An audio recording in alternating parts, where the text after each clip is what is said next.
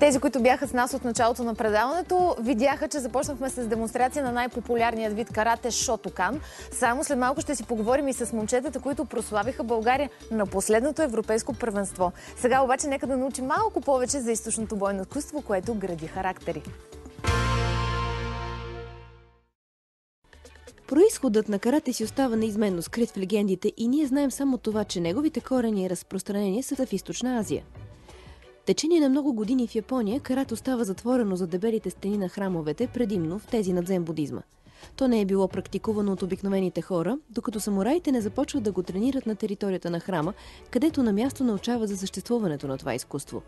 Карате-до, такова каквото го познаваме днес, е било усъвършенствано преди век от майстор Гичин Фунакоши, като по-късно се появява и Шотокан каратето, един от най-популярните стилове в света.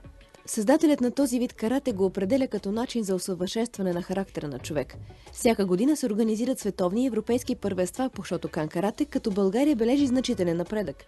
Тази година с гордост можем да кажем, че на Европейското първенство в Германия спечелихме общо 7 златни, 4 сребърни и 7 бронзови медала, което ни изкачи до второ място на почетната стълбица от общо 25 държави.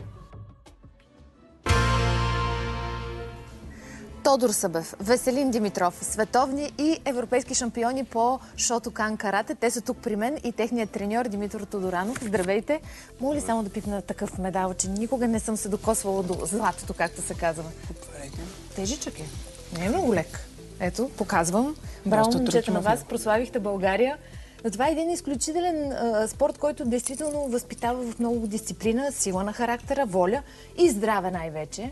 Трябва ли един състезател по Шотокан карате да спазва определени режими на хранене, някакъв определен начин на живот?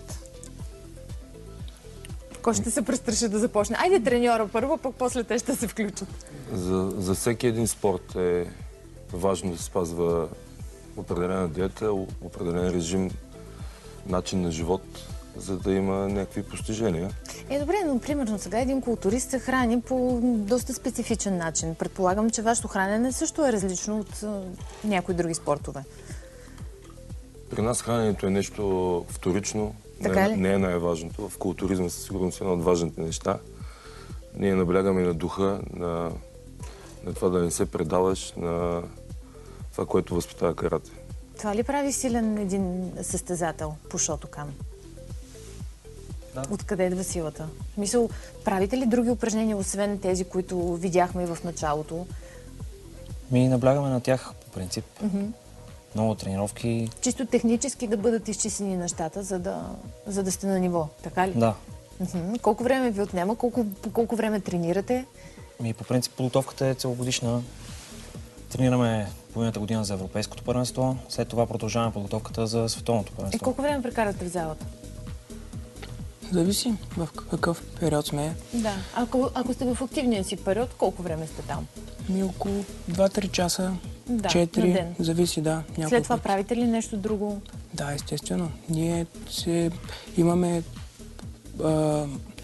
възстановяване, лагери имаме, организират се лагери, даже имаше и събеседване с психолог. Много наблягаме и на психическата подготовка, защото тя е много важна за всеки един спортист. Какво трябва да е много важно за един състезател? Здравата психика? И защо всъщност наистина е една много важна част това в Шотокан карате? Ако за всеки спортист има такива конвенционални качества, които трябва да бъдат изградени, карате, понеже все пак е единоборство и там психиката е много важно да бъде тренирана също.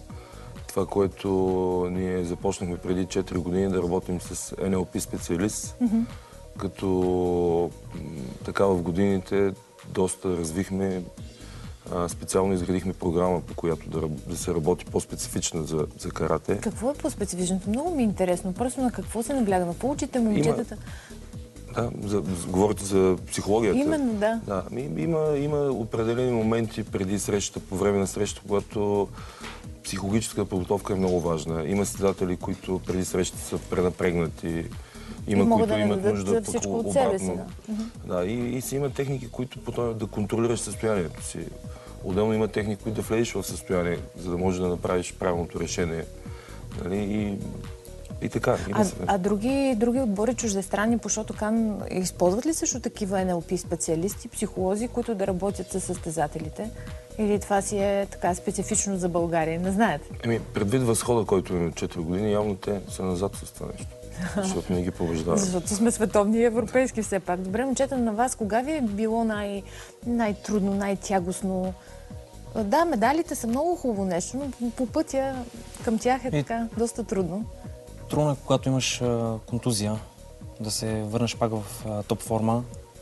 Тогава е по-така трудно, но точно тези неща помагат да го минем това по-лесно и да се върнем в най-добрата форма, която можем за състезанието.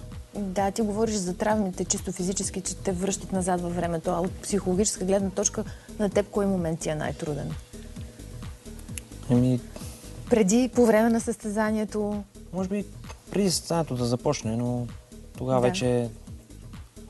Разучавате ли противника преди това? Преди да излезете ето тук на...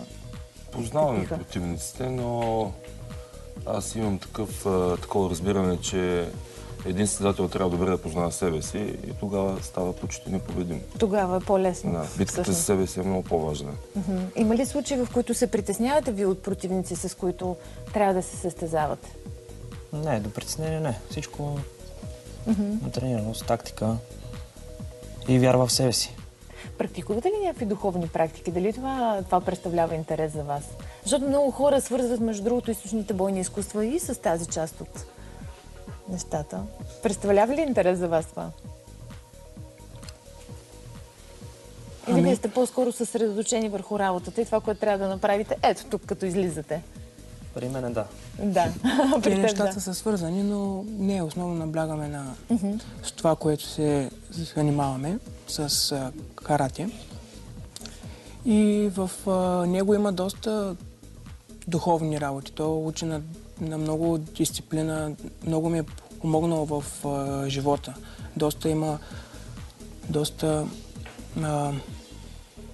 Възпитава наистина дисциплина и възпитава. характер, да не се предаваш пред най-малките трудности, а да продължаваш напред в крайна сметка и да ставаш, когато паднеш. Това, което разбрах, че е голям успех, тъй като България ще бъде домакин на следващото европейско или световно по карате Шотокан? На следващото световно. Световно. Което ще се проведе в Бургас. Кога ще бъде? Първия уикенд на октомври, мисля, че 7 беше. Да. И така ние се радваме, че накрая ще може пред наша публика да се изявите. Да направим това, което трябва да направим и отделно пък да покажем красивия Бургас и красивото Черноморие на около 2-3 хиляди гости и състезатели. Последен въпрос. Много ли е задължаващо, когато вече имаш титли като европейски шампион, световен шампион? Това задължава ли ви по някакъв начин, че трябва да държите нивото и в никакъв случай не трябва да падате по-надолу? Да, разбира се. Така че гответе се сериозно сега за световното. Това правим. Подготовката за световното. Да се представим пак на ниво. Благодаря ви и успех!